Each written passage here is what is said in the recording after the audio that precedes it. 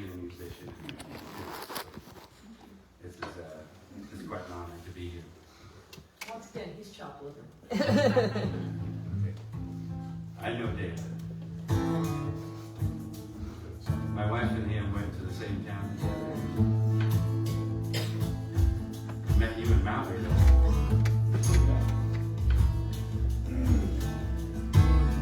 Anyway, this song I wrote, I had this riff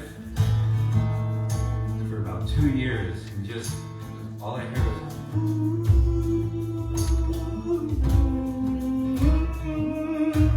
that's all I had. I'm gonna hang on to that. I'm gonna put that in my pocket until the right day where it just comes to me. Anyway, I wrote this song about a ghost that fell in love with the living, really creeping her out.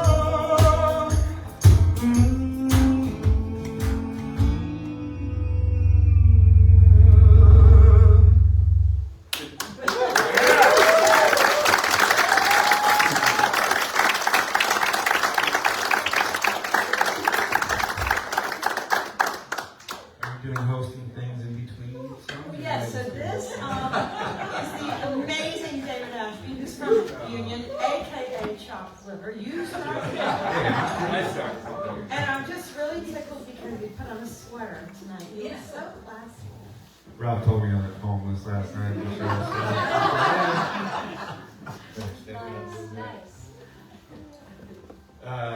song that when I first started playing guitar, it was 19. Well, I kind of fiddled around a little bit before then. But anybody heard of High Ceiling? Yeah, Trail Black and those guys. Trail actually sat down with me and he started showing me this. And I had it for about 2 years, and then I started writing the song kind of like that. And I just recently was able to finish it with a guy named Eric Erdman. And it's called Fly Away.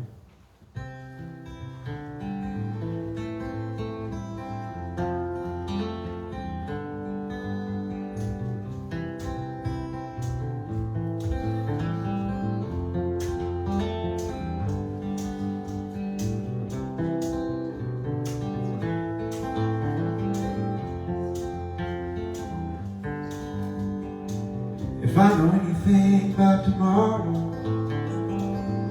we should pack our bags today.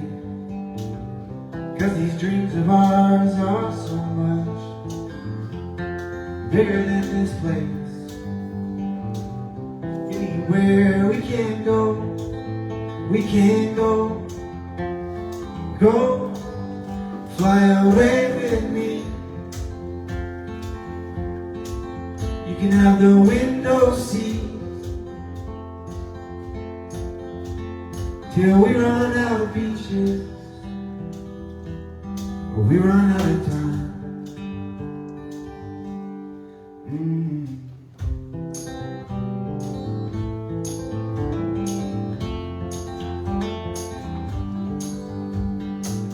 We'll go somewhere the trees are different and our faces don't fit in.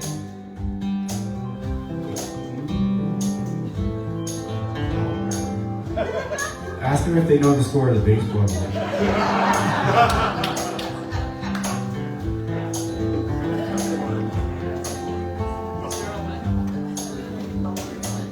We'll go somewhere the trees are different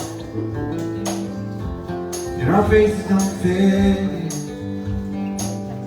Learn the dances from the children, the wisdom of women. 'Cause anywhere we can go,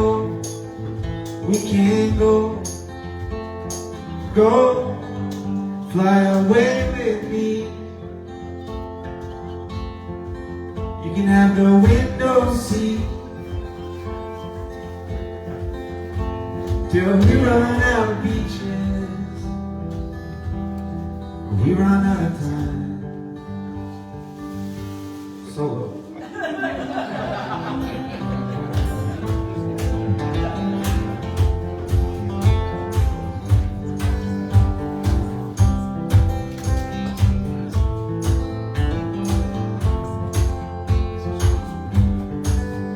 Fly away with me. You can have the window seat till we run out of beaches, we run out of time. Fly away with me. Go see what we can't see. Let our smiles fill our faces with the lines that we blind. Let's go fly away.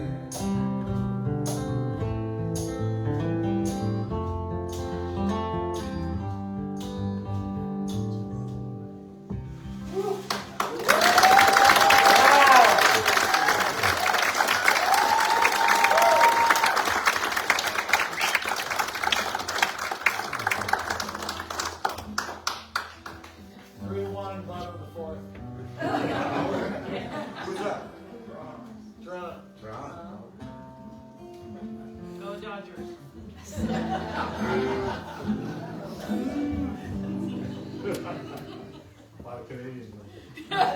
One of the things that I really try to do as a songwriter, and a lot of people are always asking me as they're working on their craft, is when you begin writing a song, you don't necessarily know what it's going to be about. But pretty quickly, about, like maybe 15 or 20% of the way in, you start realizing basically the subject and how you need to corral it. And so I'm often saying that you let the kernel or the nugget or the gem, and you just circle and you circle and you circle. And that's what you do to the song. And by the time you're done with, you've got this like little perfect jewel box of a song. And that's like the hardest lesson, because we always want to put so much more in a song than we possibly can. Or, oh, let's have a third verse. Or, let's have a 7-minute solo, and then we'll go do it on a spaceship and go on a half-time. It's like, no. A song needs to, unless it's rock opera, it needs to have this thing where we circle around. And the last few lines of this song were what were written first, and then I had to write backwards. But once again, circle around what happens when someone enters our life and they change our life forever. So that's what really this is about.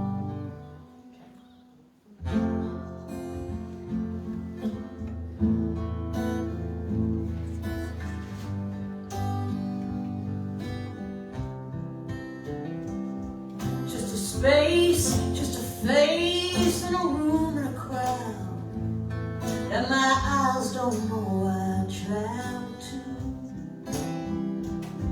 But I swear, strike me blind if my memory lies.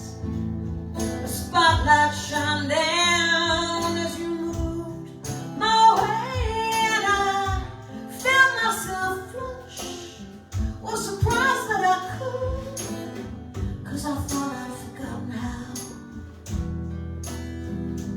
While the wheels and the cogs of fate turn to click in my marrow now.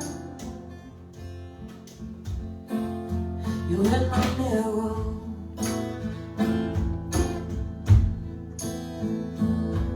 Was a wisp on the wind, was a let-go balloon, was as lost as a broke string of hate. And I watched you reach up, wrap your shoe around your wrist, pull me straight right out of the sky. So easy, and you stole angel's thread for the hole in my chest, and I've stitched off the gold somehow. And I wept you headlong when I thought you stayed strong, and you're in my marrow now.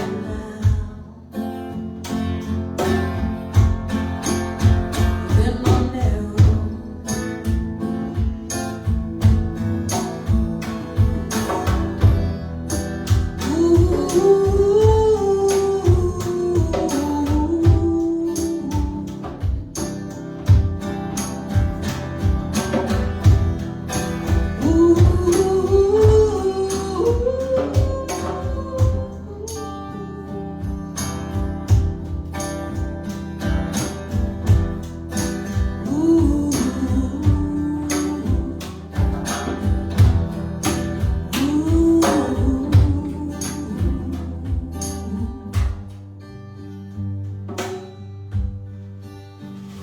There's a chance in our lives. There are lines that we cross. They're as clear as the white Rubicon. And if stepped, we'll change. Days and nights rearranged. Well, I leapt for your arms and arms, and you called me. Shit. So if it ends as it might, if my heart cracks apart, it will be because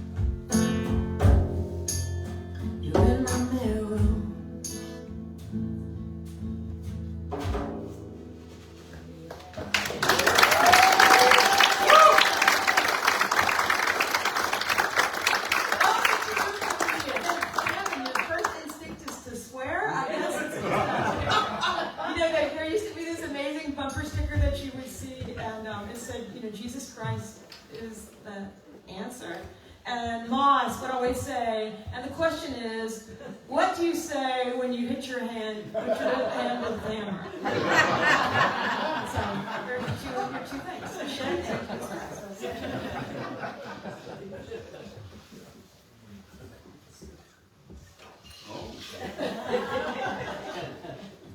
and no plans.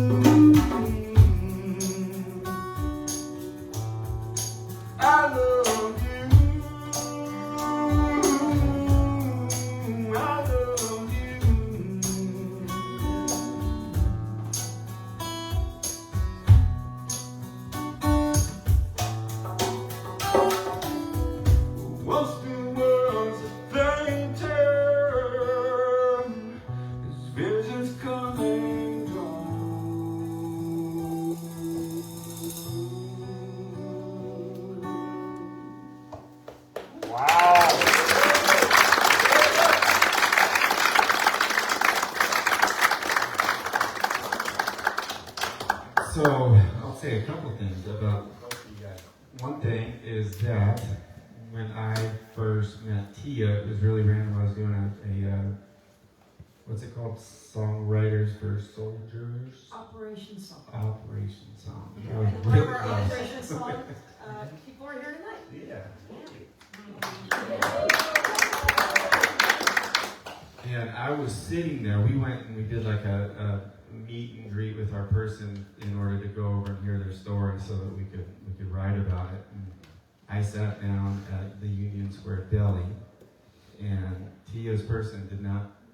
Or you guys had already met. She was busy right? being a judge. Yeah. So she, had to be in court. And so I was sitting there getting all the information, and this random person sat next to me and kind of got on board with hearing the story and writing it with me. I had no idea, and Rob comes up to me after, he's like, she has Grammys, right?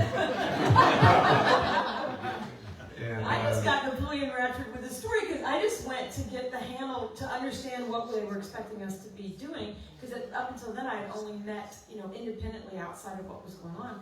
So then he just told this amazing story. And he was an amazing human, just so much, and I was having a really, really hard time to put the story to a song, and he and I got to collaborate on it, and it was just so cool watching her work. She's a master songwriter. She comes back with ideas that I just can't even wrap my head around, and they work, and it's really, really cool. So, Scott, I've also been lately able to go out and play music kind of all over the country in different places, and quickly learned that not everywhere has the most amazing sound guy and musician with them. So really been blessed out in Union to have just very, very cool people all around.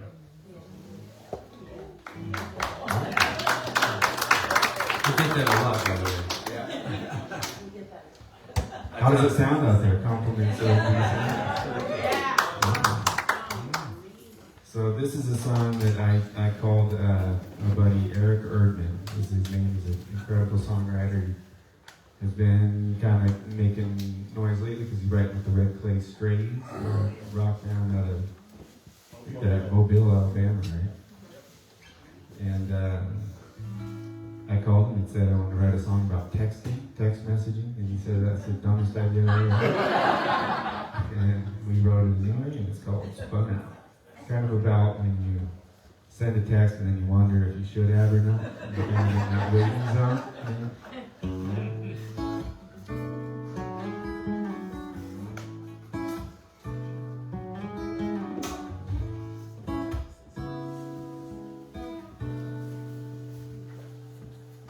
Could have been a note kept on my phone. Now I'm just here wishing you would have never read the words I wrote. Could have told a barfly, maybe phoned a friend. Now the ice is feeling pretty thin. Now that it went from delivered to red. Spun out,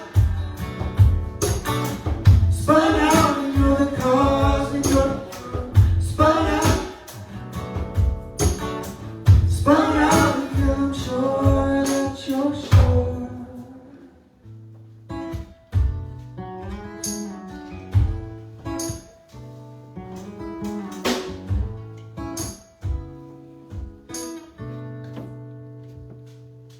I'm filling in the blanks with words that you haven't said. 3 dots got me over here wishing you wouldn't know it if I hit unsend. I'm pacing around the room, hoping you're gonna write back soon, 'cause I'm wearing out the soles of these shoes. Spun out, and you're the cause, and you're the cure. Spun out, until I'm sure that you're sure.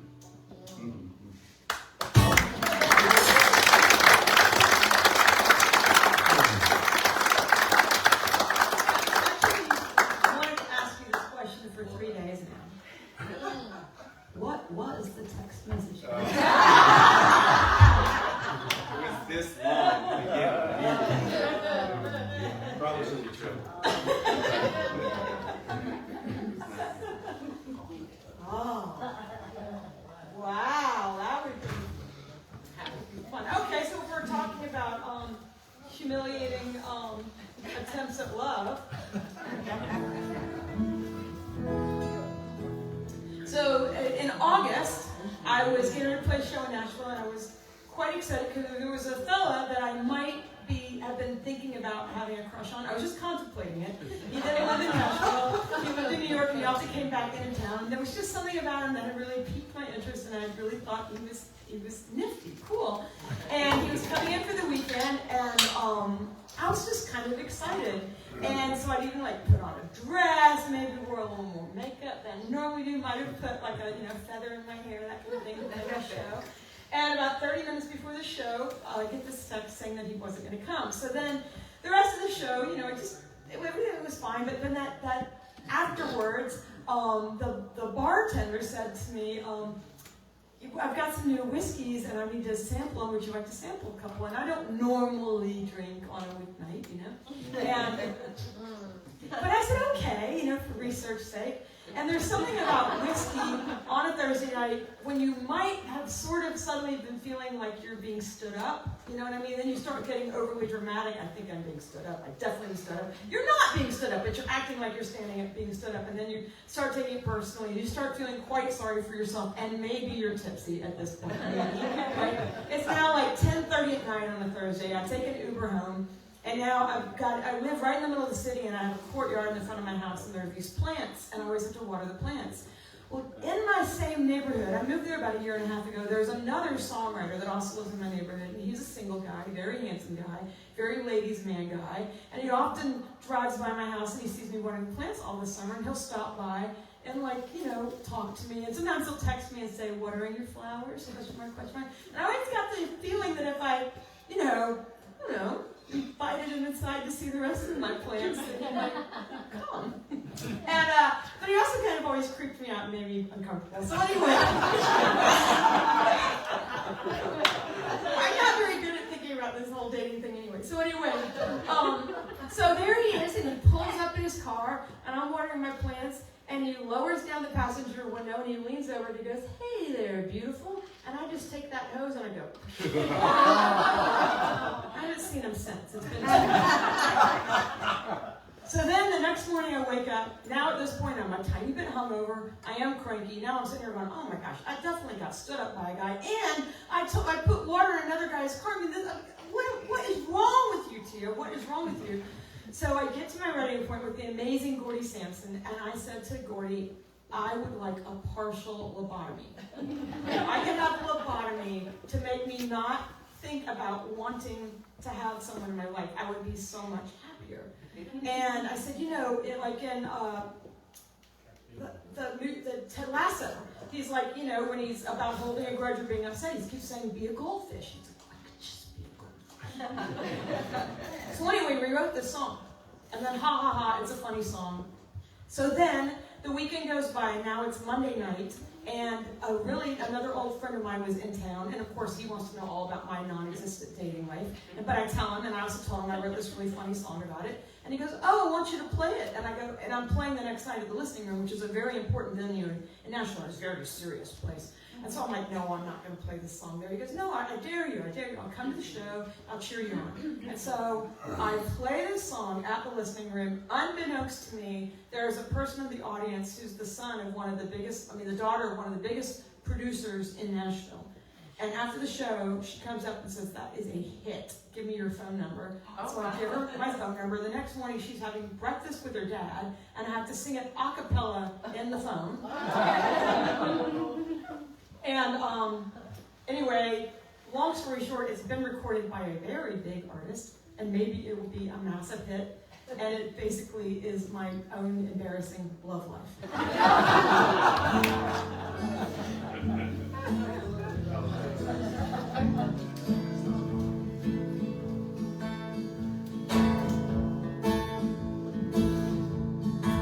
They say mayflies only live one day, and a penguin only picks one mate, and dogs, they see it all go down in black and white. And butterflies winter in Mexico, and geese always catch the last flight home, and an elephant never forgets a single thing in this life. Well, right now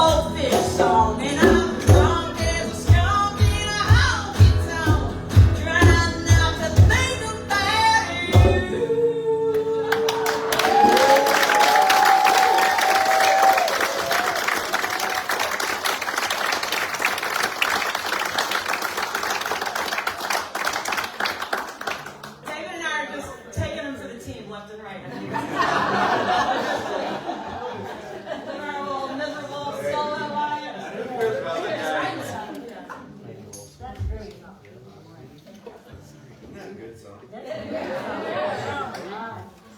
I'm picturing people in a honky tonk. It's not a honky tonk though. Honky tonk. Honky tonk. Oh. You need to explain that. Yes, Actually. Drunk as a skunk and a honky tonk. Roll off way better.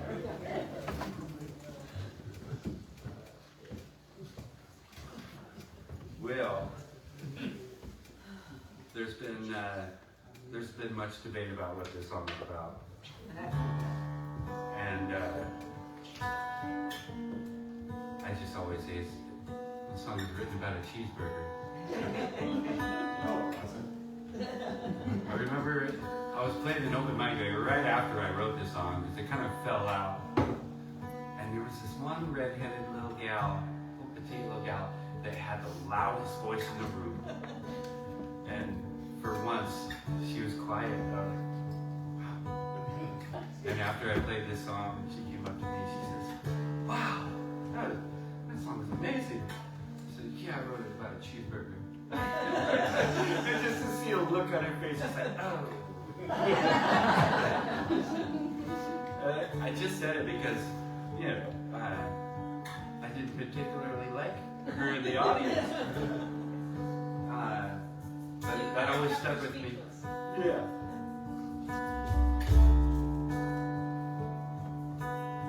I still don't know what it's about. But I like the way I sing it.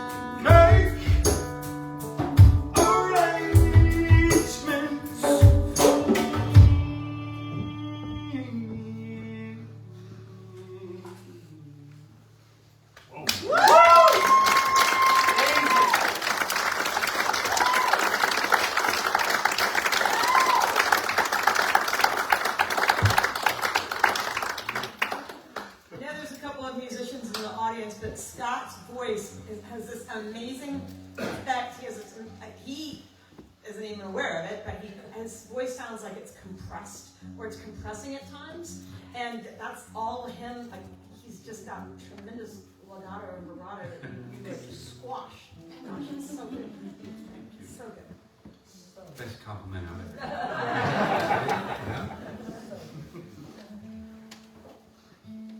And he can sing like really tight, but not sound pinched. And maybe that helps you guys get a little language to say. I'm envious. Sorry, just doing a quick little tune. Yeah, you're way out. I didn't like the refrigerator. The wine did though. Yeah.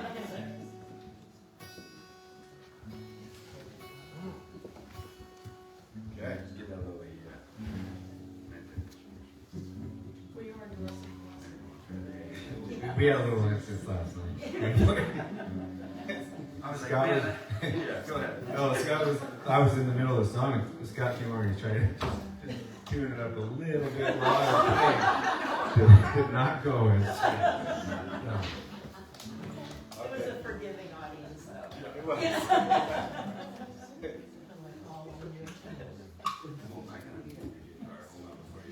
The old traders with the chords.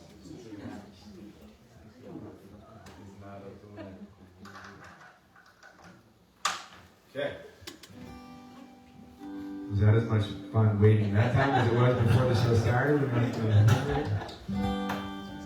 your patience. This is a song that I wrote recently. Yeah, it's another one about a girl who didn't stick around. One day the songs are going to change, I hope, right? But until then, you got to write what you know. So this is called What If She Stayed?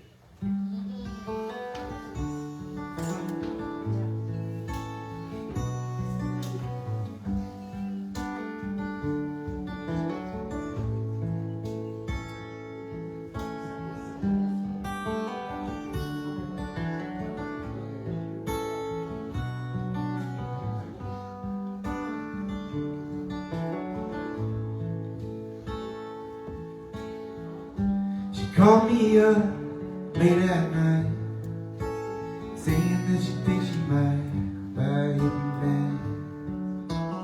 I always do the second verse first. I did this the other night.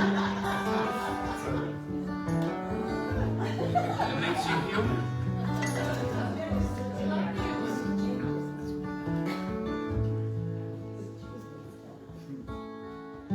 She called me up late at night.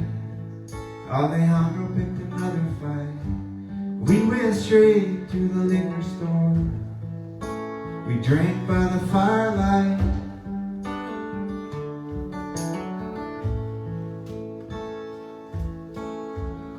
She swung in the hammock, she was looking so good.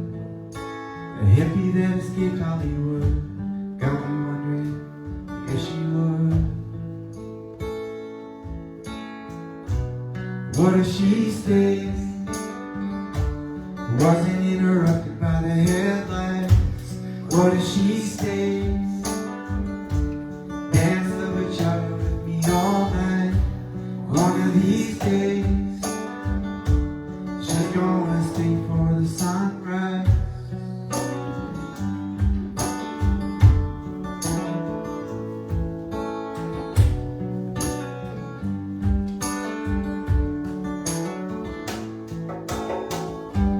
Call me up again late at night, saying that she thinks she might buy a little thing. The price is right. Picked her up, drove her out there. Looked so good, dirty blonde hair and the crooked smile. Wonder if she would. What if she stays? Wasn't interrupted by the headlights. What if she stays? Dance the bachata with me all night. One of these days, gonna stay for the sunrise.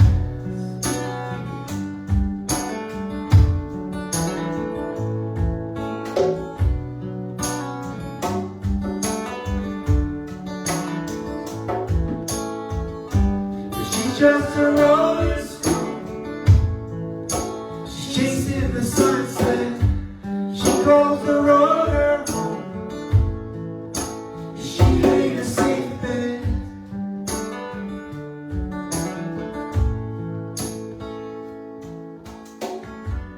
What does she say? Wasn't interrupted by the headlines. What does she say? Dance of a jar with me all night. One of these days, she's gonna stay for the sunrise.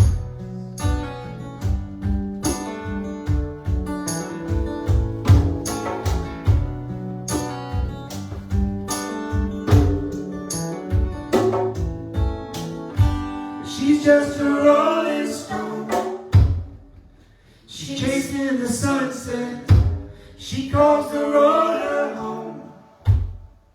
And she ain't a safe bet. Nice.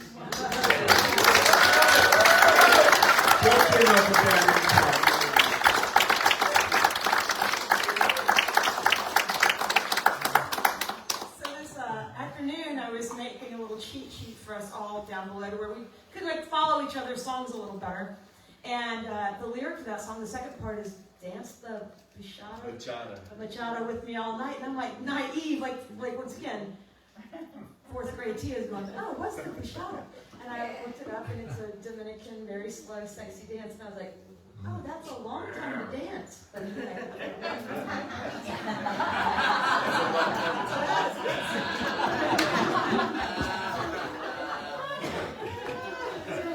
okay.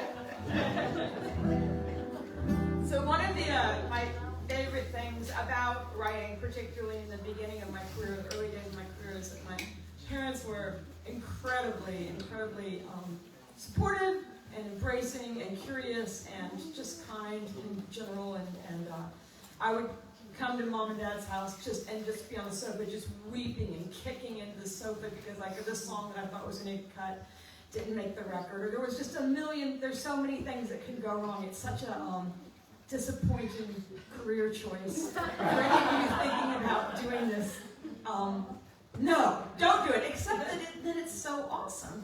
And in the meantime, even the songs that don't get cut or no one ever hears, they still are your own personal, journey, your own creative journey. So as the years have gone on, I've sort of taken that more circumspect attitude. But this song here, when it first got recorded, was so exciting, and I this was back when they burned CDs, so I had a burned CD, and I went and picked up my mom and dad. My dad's in the back seat, my mom's in the front seat, and we're driving up and down the streets, and the mean streets of Westmead, if you know Nashville, it's a lovely neighborhood.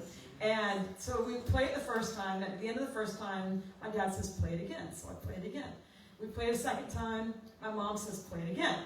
So now it's the third time, halfway through the third time, my mom says, stop it, pull over, look at me. I'm like, okay. So stop it, pull over, she takes my hand and she says, if this song becomes a hit, and my mother never cussed, and I clearly do because I just cussed on the first song. But my mother said, if this song becomes a hit, you can never, for the rest of your days, become a B-I-T-C-H. You can't. You're going to have to be a really nice person. You can't have a car with tinted windows. You can't have a posse. You can't have a drug overdose. You can't go to rehab. Nothing. You can't. No. You will negate the power of this song. I was like, Mom.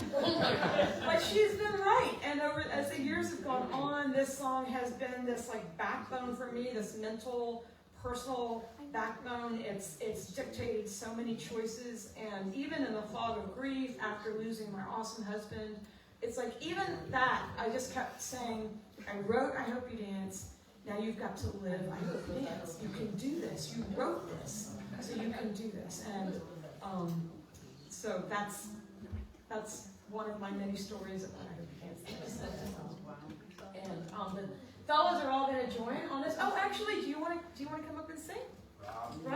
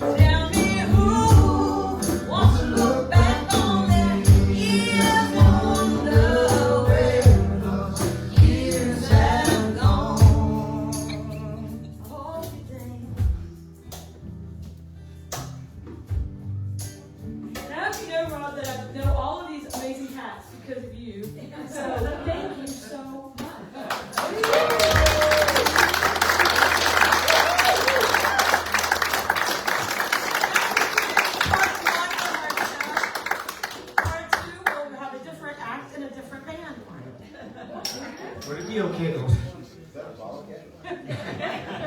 Is that like all of us moving that way? If I...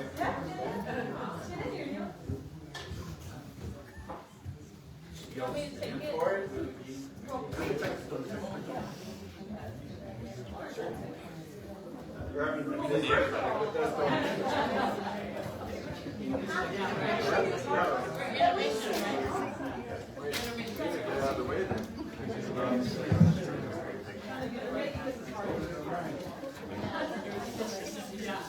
Oh, there we go.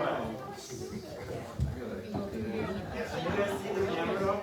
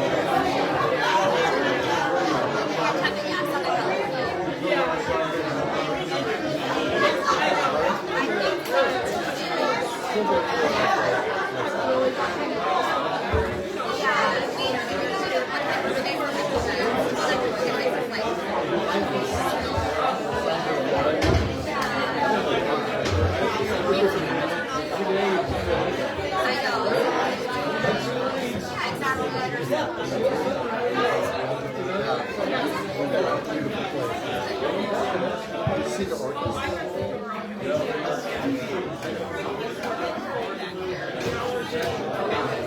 I keep standing out there, of course. Okay.